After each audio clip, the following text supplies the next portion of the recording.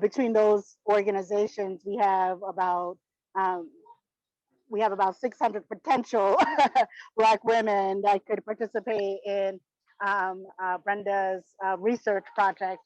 And when she reached out to me, I was like, yes, we need to talk about our experiences in corporate America. We need to have our voices out here in the research field even more so, and especially led by our own sisters, right? So, like, we understand and we don't have other coming to talk to us about our own experiences. Myself, I'm an entrepreneur, so unfortunately, I could not participate directly in with the survey and in the research project. But this is the part that I can do, which is get the word out and start us doing these, hopefully, maybe biweekly or monthly sessions to get more people involved, to get more voices involved in the research. So I do want to thank everyone who came on board. Um, Brenda will basically be taking it away, but I just want to introduce myself very quickly. My name is Kwamara Thompson. I am a former educator in the classroom, high school English, and then I created my own education technology consulting company. And then I have a brand, a social impact brand called I'm a Black Woman, Yes I Matter. If you'd like to follow us on Instagram, it's I am a Black woman, yes. Or you can follow me, Kwamara Denise, at Instagram, or you can link with me on LinkedIn at Kwamara Thompson.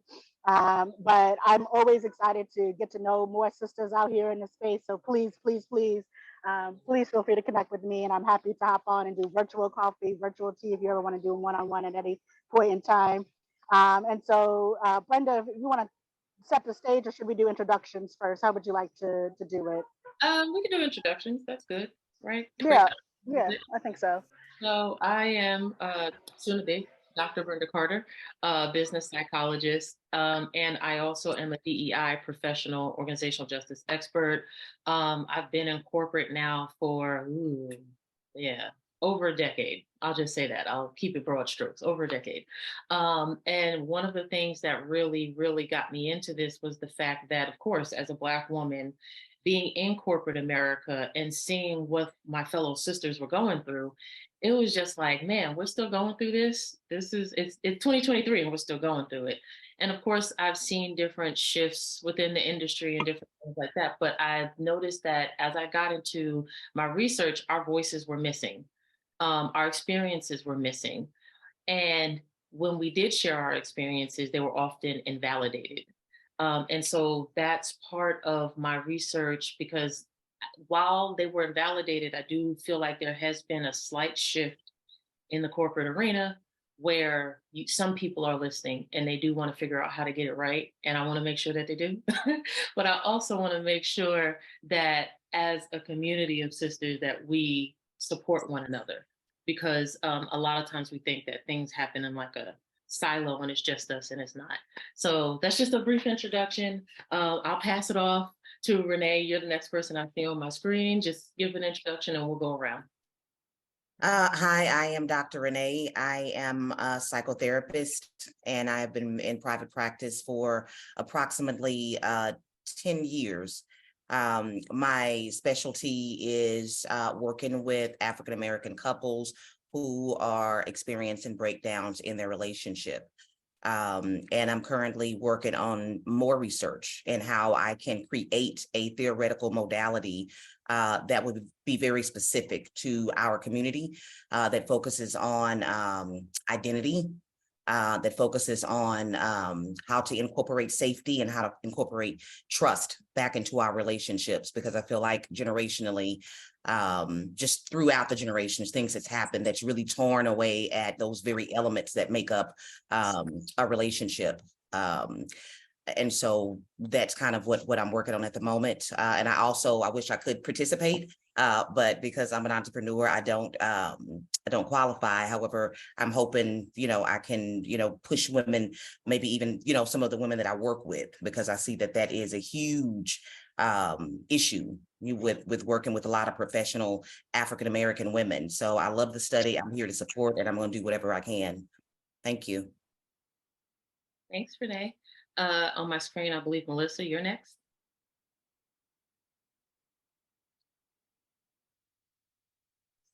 Sorry, I was trying to find the mute button. Good morning, good afternoon, ladies.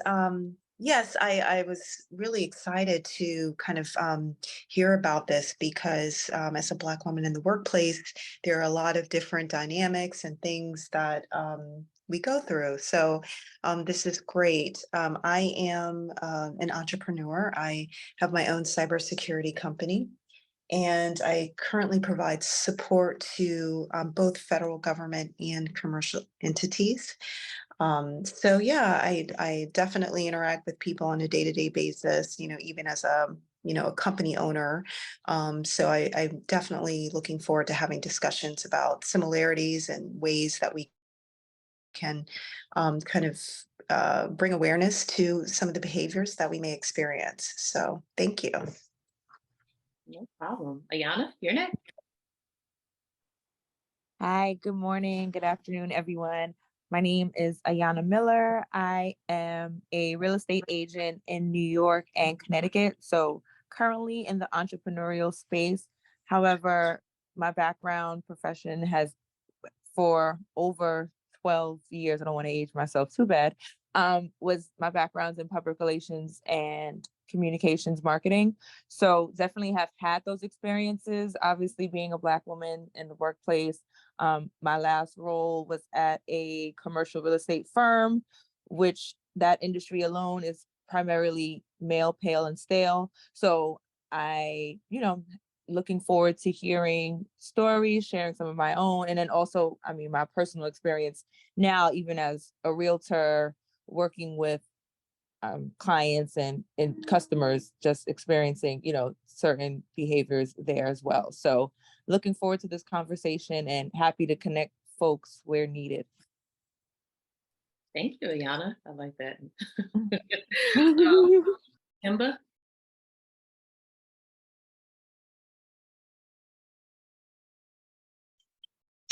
I don't see my camera, but that's okay. We'll just keep the party going. Good afternoon, everyone. I'm Kimba Williams. I am a recovering corporate America babe and have been in the entrepreneurial space for more than 13 years. And I am originally from New York. I now reside in West Palm Beach, sunny South Florida, and spent most of my corporate career in Fortune 100 companies, including Coca-Cola, the pharmaceutical industry, and the interesting and disappointing experiences actually led to me seeking out entrepreneurial ventures, which I always knew that I would do, but I think it hastened the process, which I'm actually really grateful for. But as I mentioned to Kwamara and a group that we're part of, this particular subject is truly near and dear to my heart because although I felt like entrepreneurship was something that I could do to escape the handcuff of corporate, I know there are many Black women who don't necessarily want to do that and do need to find ways to subsist and survive and really thrive in a corporate environment. And the corporate environment has many, many, many more years to go to get it right. And I think there needs to be a concerted effort to making sure that that starts happening more and more. So I'm excited to be here and looking forward to helping in any ways that I can. Thank you so much, Kimba. And Stacy, you're next. Hi everyone. My name is Stacy. I currently work for a nonprofit in Miami. I previously to that I worked at a university, so the dynamics are quite different. So I've been, I've seen quite a few things, I guess, in my days in corporate, and I'm excited, to share and to listen to this conversation. That's awesome. Thank you so much, Stacy. Candace, hey Candace.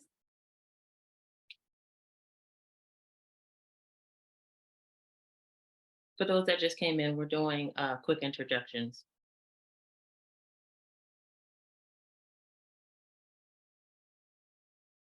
Okay. Candace, are you there? Okay, if not, then I will skip over to Jalicia. Did I say your name right? Yes, it's Jalicia. Hi, everybody. I'm like out and about. I just left this kickoff event for Small Business Week, but I'm Jalicia. I am a business owner as well as a business advocate and ally in my day job. So excited to hear the conversation today. Just tuning in. Cool. Thank you. All right. Well, I think we've successfully introduced. Kumar, would you like to get started now? Ready to kick it off? Yeah, let's kick it off. Absolutely. Okay. Did you have a question first, or you're good? Can I just dive right in? Yeah, no, please dive right in. Maybe for some of the newer folks who just hopped in, if you just give them a quick one line overview of the importance of the research you're doing and who you are, Brenda, and then you can dive right in. Okay, cool beans. Yes. So what we're really going to be talking about today is the experience of Black women in corporate America. I'm in the process of conducting a study that's centered on Black women and their experiences and what provokes turnover intent. And so that kind of is a good segue to start the conversation. But it's interesting that the majority of you have mentioned how at one point in time you was in corporate and then you got out and you pursued entrepreneurship. And in my research, and you kind of see it all over the news, right? Like Black women are the most educated, Black women are leading the way in entrepreneurship, but that entrepreneurship for even the consideration, right?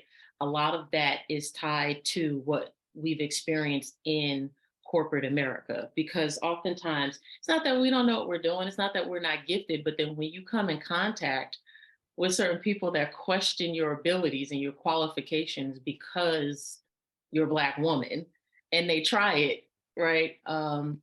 It's one of those things where after a while it wears you down. It wears down your psychological safety.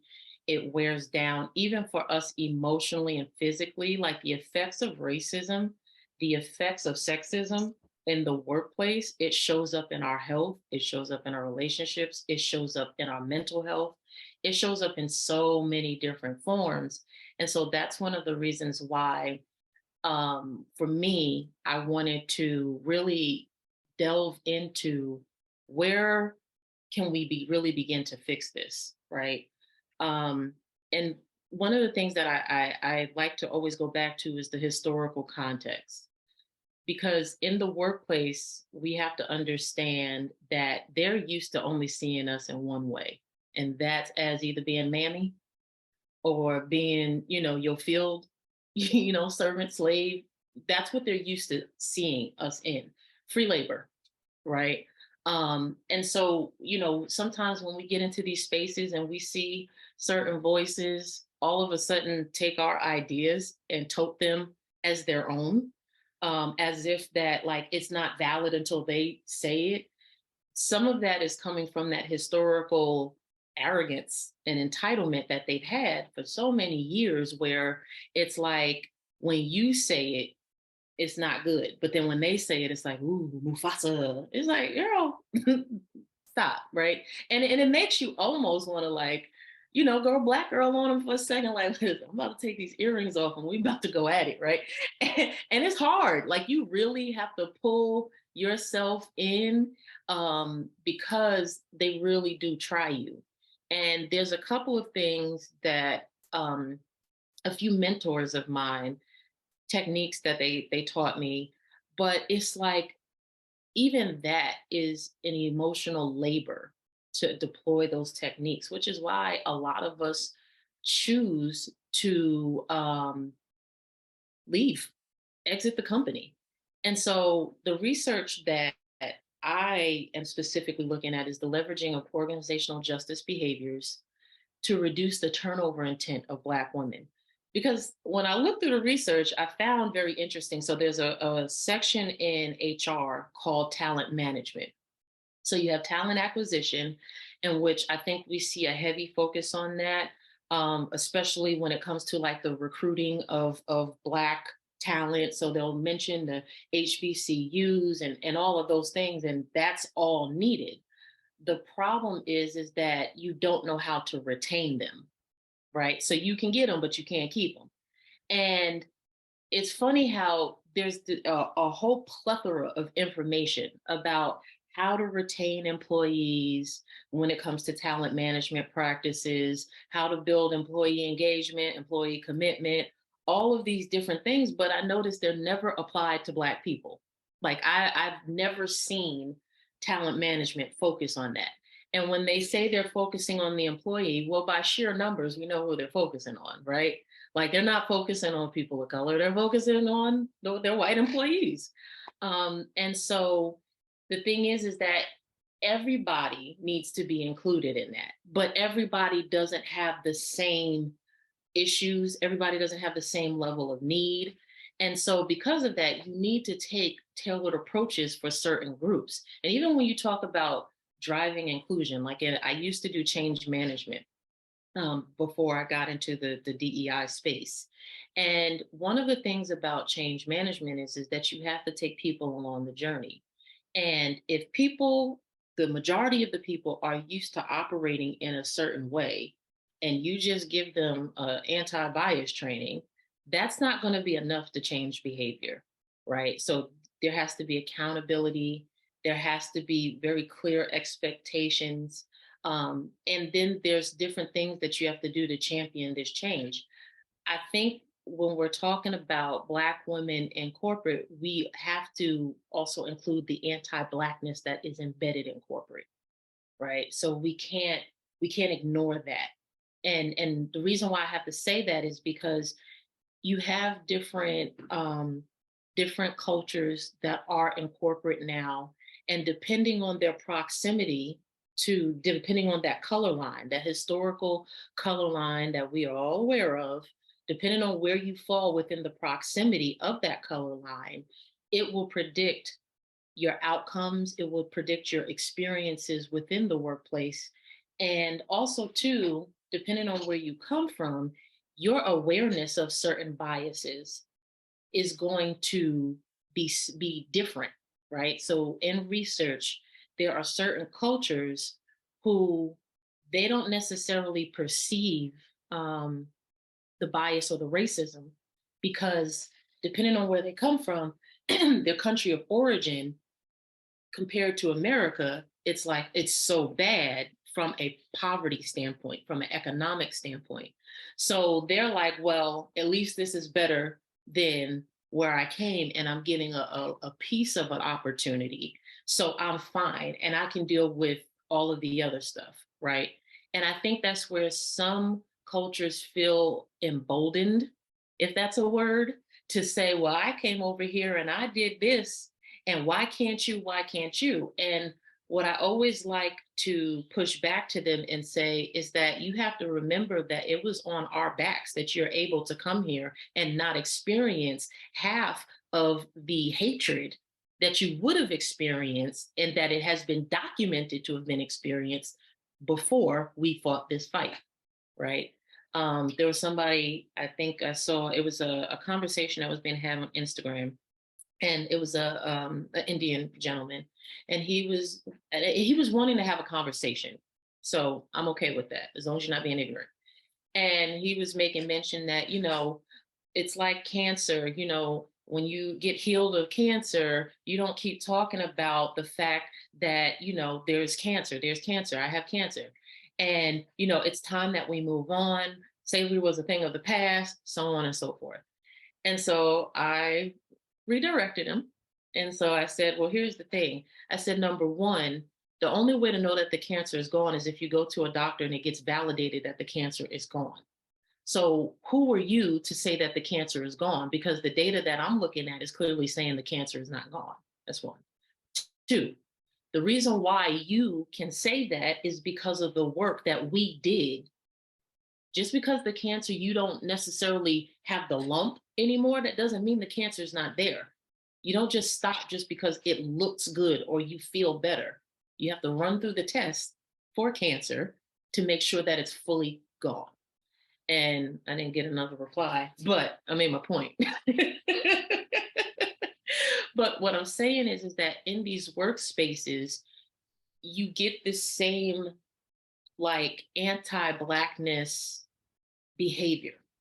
And when it comes to Black women, it's like, well, you should assimilate to this standard. And it's with everybody, right? This is the standard. This is how you need to perform. This is how you need to do. And the thing is the what drives, I think, Black people, especially Black women, to entrepreneurship is because we know that we're good, but we're gonna do it our way. And I don't mean that in a defiant way. I mean that in the same way they look at different groups or men and they call it innovation.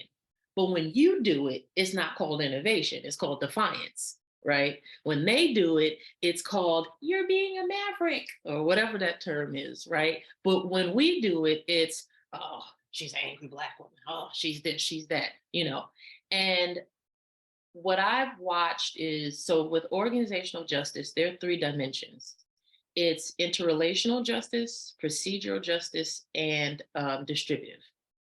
And what I found is that all 3 are connected. So the interpersonal, the interrelational side of the justice part, that's dealing with, in my book, that's where inclusion sits. That's where microaggressions happen, because it's the day-to-day interactions that you're having with your managers and your coworkers. And that interaction should have respect for differences. It should have fairness. But from what I see in the workplace, that's where the issues start. That's where they happen. That's where you find that we don't get put on visible projects, or we're hyper visible because we're the only Black woman there, the only Black person there, or even if there is another one, you know, we stick out because we don't assimilate. We haven't become the token, right? And so there's issues there, because then that begins to affect how you're graded in your performances, your performance evaluations, which then slides you over into the procedural justice area, which is justness in the procedures. So I mentioned performance evaluations. Are you justly evaluating me on my performance, right? Or did you wait till it was time for us to do the performance review to tell me what I'm not doing? Those are different ways that I see injustices, right? But if you are in a procedurally just organization, things are not only clearly defined, but they're defined well enough in advance. And when it's time to have that evaluation, they stay true to what they said that they was going to do, right? You also have distributive justice, right? And so distributive is the outcome of all these things. So from a distributive perspective, if I get a good performance evaluation, then that'll probably produce, and it should, a raise, a promotion, economic outcomes, right? I found that within corporate, Black women experience the most organizational injustices out of almost all groups outside of Indigenous people, right? I think us and Indigenous people run neck and neck.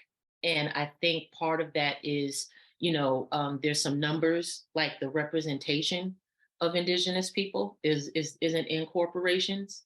But I find that when it comes to the microaggressions, we lead the way in experiencing microaggressions, hands down. And so, you know, what was disappointing to me is the fact that HR and talent management practices, because of the political scape that's in corporate, they don't really focus on us. I can't tell you how many times, you know, when I've talked to different colleagues and different people, and even when we're talking about DEI and we start speaking about Black women and their experiences, you get of course, the what about me? But then in that same token, if you start talking about women, where now you get women of the traditional culture speaking, and then you hear men say, well, what about me? They shoot it down. And that's okay, right? That's seen as okay.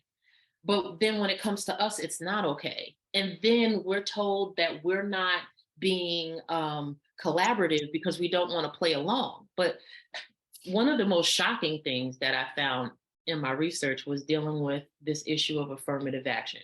And if any of you remember in the 90s, they kept saying, oh, some Black person took my spot in school, some Black person took my spot in this job because of affirmative action.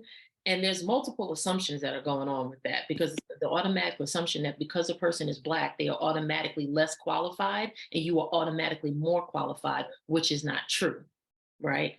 But the research, come to find out, showed Black people were not the main beneficiaries of affirmative action.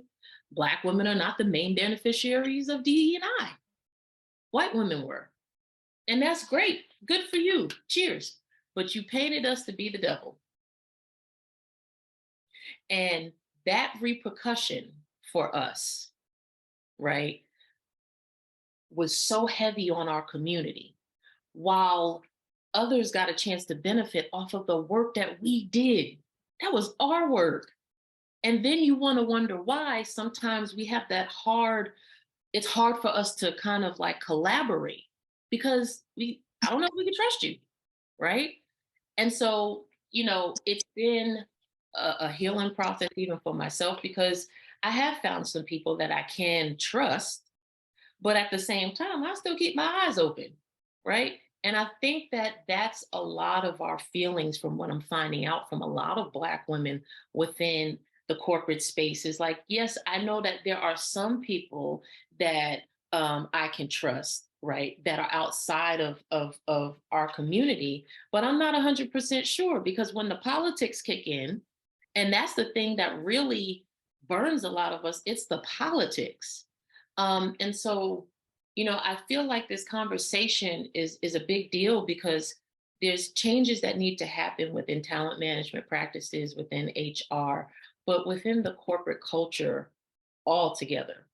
And in order for us to do that, there's a partnership that we have to have within our own selves. So you have like ERGs, employee resources groups, but also too, even if you're not a part of, it's like being your sister's keeper, even within corporate, right? To make sure that when you see something wrong, like advocate, say something, right? Like I got nails. I advocate for myself all the time in corporate, because nails wasn't supposed to be a thing. But I've seen others come in with nails and it's like, oh, it's a good thing. But back in the day, and not too far long ago, oh, that's ghetto, because I did it. But when your daughter does it, when the new intern comes in and does it, oh, that's beautiful. No, I'm not allowing it. This is who I am. Because what I bring to the table is powerful. So I make sure that my talent, if I leave, I want you to feel, I want it to hurt, because I'm that talented, right? But at the same time, you're going to make room for all of who I am, So before, I want to stop, because I see some good conversation happening in the chat. And, any questions, anything anybody want to add to it?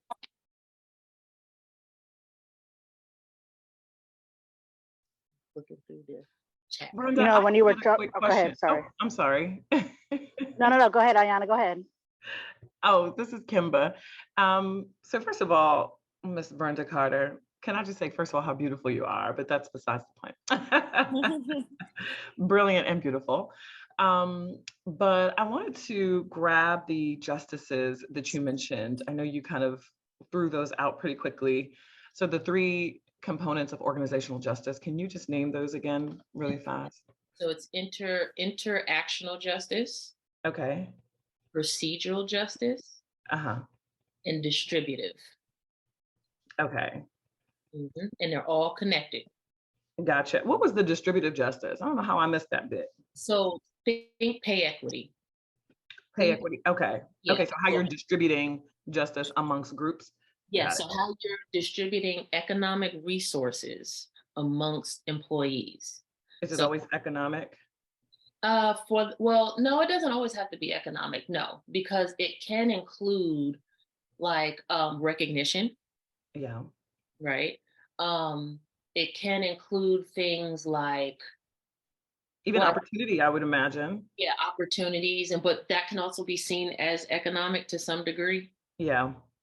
But yes, You're thinking along the right lines. Yes. Okay, I got you. Procedural and then interaction. Okay, I think I got it. Perfect. Thank you so much. Thanks, Kimber, for asking that question. No worries.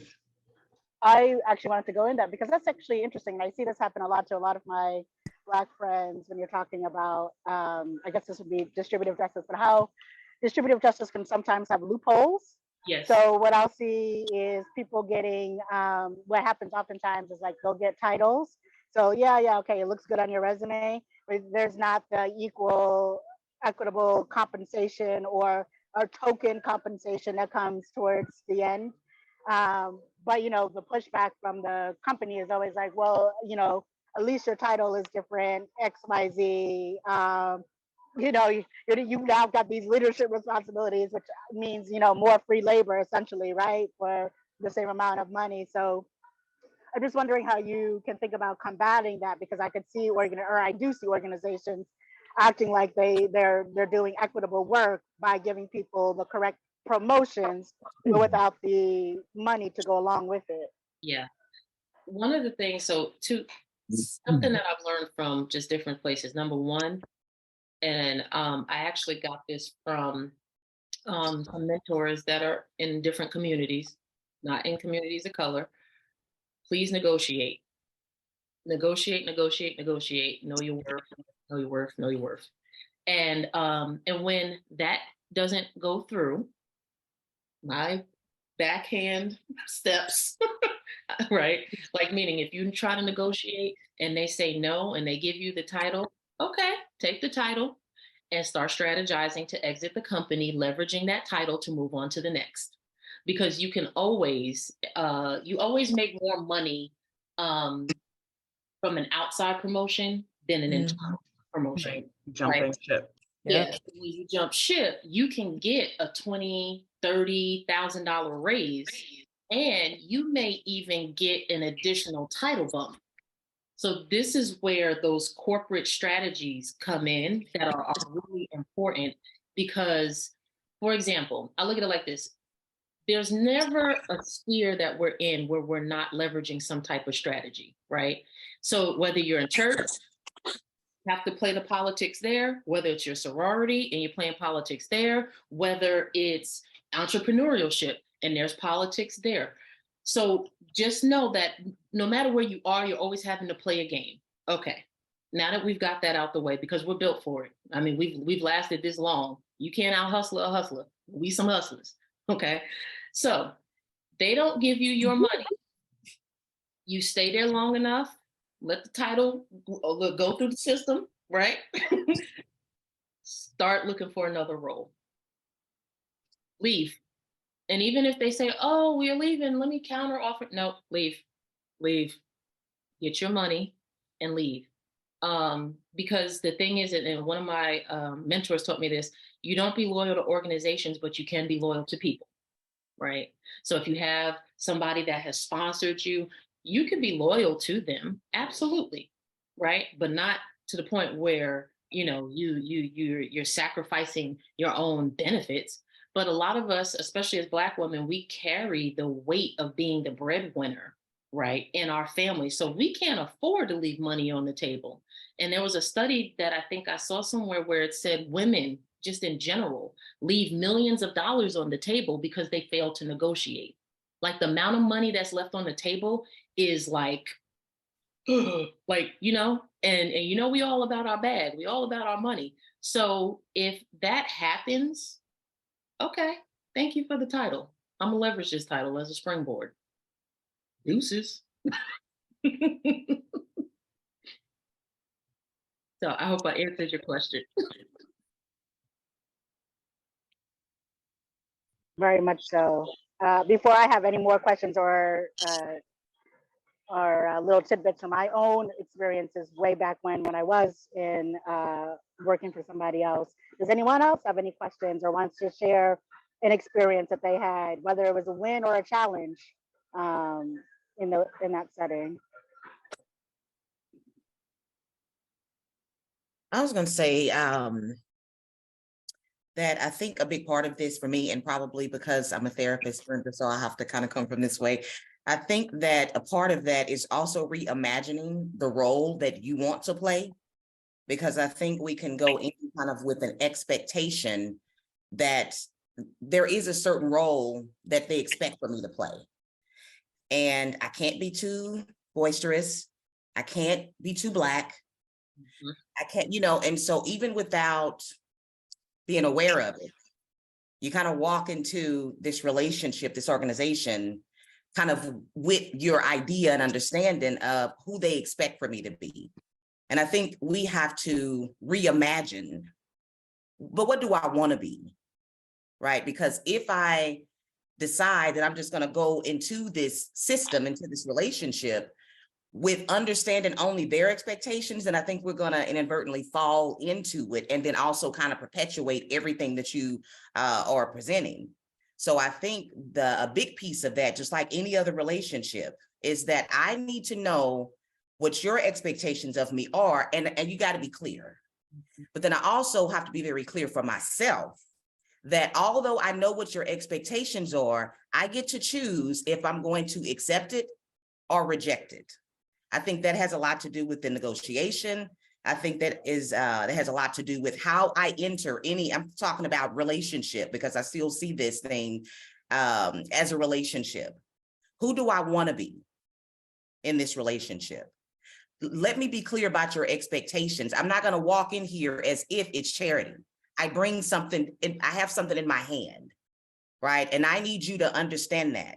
But what is your expectation for me?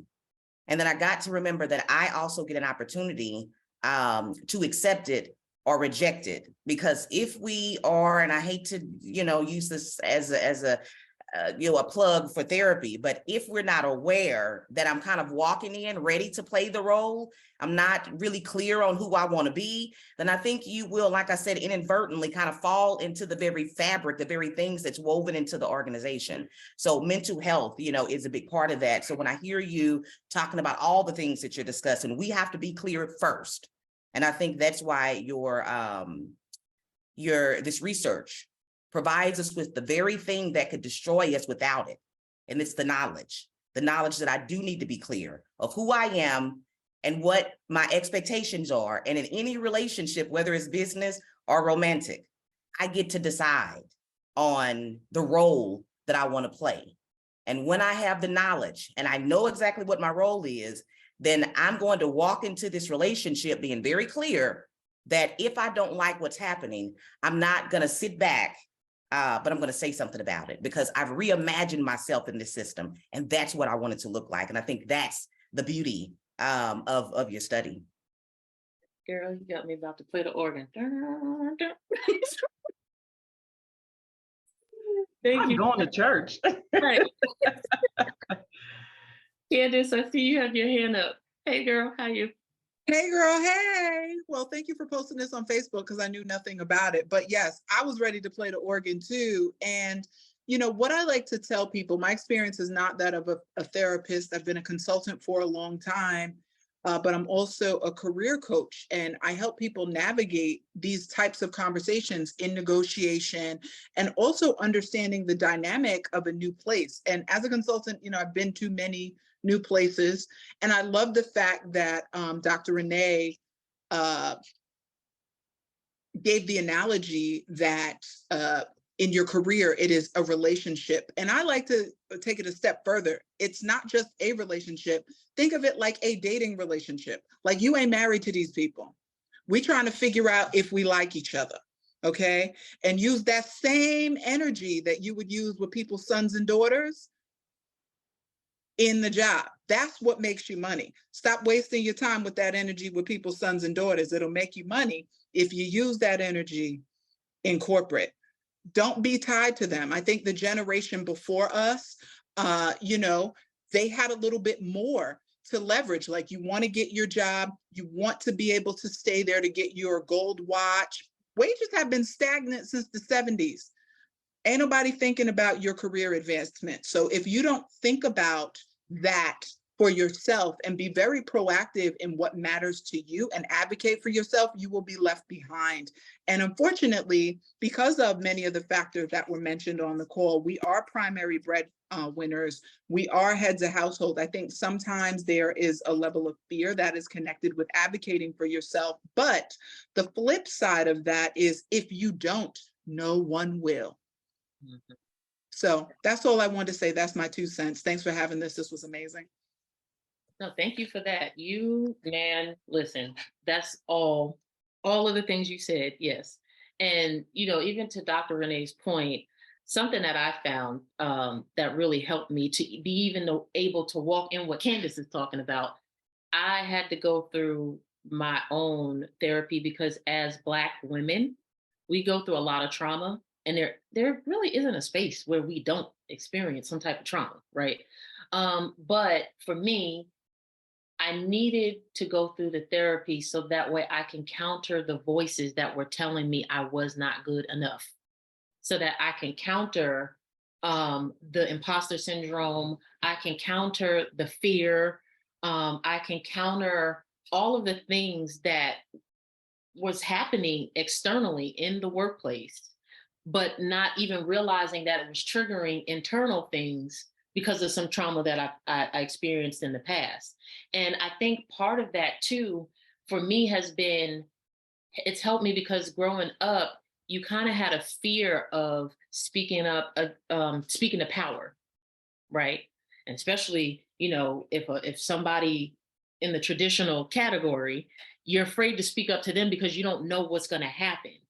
But that's also tied back to certain things that I went through as a little girl where my voice was taken away, right? And so with my voice being taken away and things being just experiencing abuse and different things, I became scared. So now I don't want to advocate for myself, or I'm afraid to push back to, my bosses or my colleagues because I know they fit the prototype. And I think that if I do it, I'm going to have this big repercussion. And I had to go through therapy in order to be empowered, right? Because that empowerment was so key for me to be able to be like, wait a minute, I know my worth and I'm adding the tax and I'm adding interest, and so one of the things that I definitely want this study to do, because I do see a lot of corporations that, of course, they have these publicly stated goals about, oh, we value diversity and inclusion, but you only put people in as tokenism, token people, token Black women, token Black men, token Spanish men, and all that stuff. But how do we get to the true inclusion? And what I've found is you got to listen, especially to the ones who are talking. There are some Black women that are like, I'm tired of talking, right? But then there's some of us who feel like we're okay with talking, and I told somebody the other day, like in this work that I do, I feel like a fireman. When there's a fire, I don't get afraid of the fire and run away from it. I run towards it. And I have a community of people. So I'm not just one fireman. There's multiple of us. We have the equipment and we're here to help put it out. Now, if you don't choose to call the fire department, don't be upset when your joint burned down. And I think a lot of corporations had to learn the hard way that you keep mistreating us in this place, it'll get burned down, right? And so, I'm hoping that this work and I'm hoping that these conversations continue and that we continue this conversation so we can build the empowerment, but also so we can change the dynamic, right? Because some of us can't afford to necessarily leave just yet corporate. But not only that, my ancestors have not ran from anything, right? Like they've been trying to get us to go back to Africa for how long? And we still here. It's not happening. So I'm not running. Now, when it's time and I want to be an entrepreneur, I'm gonna do it on my terms, not because you ran me out. And that's what I love about when I talk to other entrepreneurs. Like they're saying it from a place of strength, right? Now, sometimes conflict does push you into your destiny. So I give total respect for that. But I'm not gonna let anybody bully me out. That part.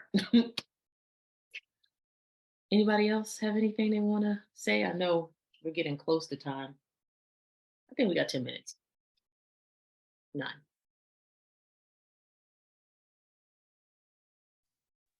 So Brenda, I would just love to know sort of where you are within the body of your research, what resources you're looking for, how we can support you, and what are the ultimate goals for the outcomes of the research? How do you intend on using this information and pushing this agenda forward? Yeah. So right now, I need in total for it to be a successful research project, I need at least 100 Black women over the age of 21 that are in corporate America to take the survey. The survey is about 30 questions because we have the qualifier questions in the beginning, and then you have the consent form, and then you have the actual questions, which are about 23 of them. And what I'm hoping is that comes out of this specifically is that I can look at the trends for what matters the most for Black women in the corporate America space to reduce turnover. So, like I mentioned, you have the 3 organizational justice dimensions. The survey looks at and it asks questions according to a particular organizational justice scale, which has been validated, and all of the psychometric things that you need in order for it to be considered a true assessment tool. And so I want to look at the trends to see what are some of the things that within the organizational justice dimensions, what are the strongest for Black women that are an indicator that will either reduce turnover intentions for them or the opposite, that cause it to be inflated, right? So for Black women, we may find that interactional justice is a strong predictor in reducing turnover intentions. Wherever there's a company for that has that's a strong predictor. Or you may find that it might be distributive or procedural. And I would like for that to be used as a ground to be able to have these conversations with corporations, so that way they can not just attract Black talent, but retain Black talent, and even more specifically women. And then later on, I would like to extend that study to include Black men and to include even professions outside of corporate. But for now, because this is a doctoral study, I'll focus on this for now and then have additional research to follow, because it's time. It's like, come on. Right. No, for sure. So then one of the things that you mentioned is that you need 100 Black women who are currently in corporate. Will you accept people who have exited the corporate experience, or you need them to currently be in the corporate environment? I need them to, according to the research that I sent through the IRB, they have to currently be in corporate because it's measuring turnover intentions, not if you've already turned over. Ah, okay. Well, that needs to be a part 2, Brenda. Yes, Like, yes. why did you leave? Yes. What was it that caused you to leave? Okay. Yes, yes. And that's the thing too, because so if I get this done, then it opens up the door for me to expand the study, because I've seen some of that work qualitatively, but I haven't seen it quantitatively. Right. And I would love to see it quantitatively, because that is going to tell the story and really open up everything. Absolutely. So, that's the last piece of the puzzle. Like, what are your intentions? And then why did you finally make the jump? You know what I mean? Because that takes courage and many other things to actually do that, in spite of the benefits that were perceived that you were perceived to have in corporate. You were willing to sacrifice and relinquish all of that. Yes. Because of blank. That, I think, is the other piece of the puzzle, which is powerful. Yes, I totally agree. And if I could just get over this hump, I'll be on to the next one. Okay, hump. Come on, hump. All right. Very good. Thank you, my darling. So Kimber, and in BGM, you're gonna have to help me push the survey to get us to 100. No, for sure, for sure. Unfortunately, I'm not part of the criteria, but we're gonna. Neither am I. That's why I was like, let me put this together with Dr. Brenda to help her out, help myself out. We're gonna make it work. We're gonna make it work. We're gonna make it work. I have about 25 people I could send it to. So Brenda, I was going to suggest possibly if gathering the women's emails that are on this call today, perhaps, and then if you can send me an email with like a write-up about the about your study and what you're looking to do, so I could, blast that out to my network of female professionals who are still in corporate. And now when you say corporate, you don't mean education, right? That's separate, No, correct? so it has to be like corporate America. Okay, yeah, I have a whole plethora of female friends I could, send that to in my network. So happy to get that out there for you, for sure. Thank And you. Brenda, is it as easy as posting, and I don't know if you're comfortable with this, are you willing to make like a LinkedIn post that we could share, that we could Oh. literally just reshare with our So it's in Kwamara's LinkedIn groups, but I can't personally post it because I'm confined by my IRB. Now, Okay. if this was like if I had finished my doctorate and I was doing the research on my own, I wouldn't have to worry about that. Okay. I have the hump. This is the hump. Okay. So, but can I like create a post? Yes. Okay, gotcha. So we just need the details. I just need to be like, I need the what to post, child. If you could just hook that up. I will. because And now how? Oh, sorry. Go ahead. I was gonna ask now, how do you track? Because like, if we post it, how are you tracking that the people who are actually taking the survey are Black women or brown? Yeah. So How do on you measure the metrics? Yeah. in the actual survey, so the reason why it's 30 questions is because the first part of the survey is a qualifier questions. And that's where I ask, are you a Black woman? Are you, in corporate America, your level, things like that. And so if you don't answer correctly, then you get disqualified from taking the survey. Right. I Got do it. want to hop in here and say a couple of things because I've been really, and Kimba and some other folks will talk about this. Like, I have not been blasting out the Zoom, or I keep it specifically for things that I know that are specific for Black women, because I want to create a safe space so that we can have honest, Right. open dialogue, and that we don't have any sort of trolls. Right. Right. That will come in and pretend that they're a Black woman or whatever. So Right. like, even to be in my LinkedIn group, I vet and make sure that they are in fact Black women. I look at their profile. I do some Google searching before Right. I hit the approve button. And so I just want to caution us that, like, literally just please send it to people that you actually know instead of doing like a full public blast. So like, this doesn't live on my public Instagram. This lives on my Instagram that's only for Black women. It lives on my LinkedIn that's only for Black women. It doesn't live on my full LinkedIn page because I don't want anyone else to see it and then decide like, oh, I'm going to come in and either skew data or, just come in and be, just create an unsafe environment for us. Right. I Right. just, No, I I just literally caution That's them why to I do that. suggested the email. Yep. Just because it'll be easy for me to, send it directly to my network of Black women that I know personally and professionally. I'll get it Yeah, over that makes sense.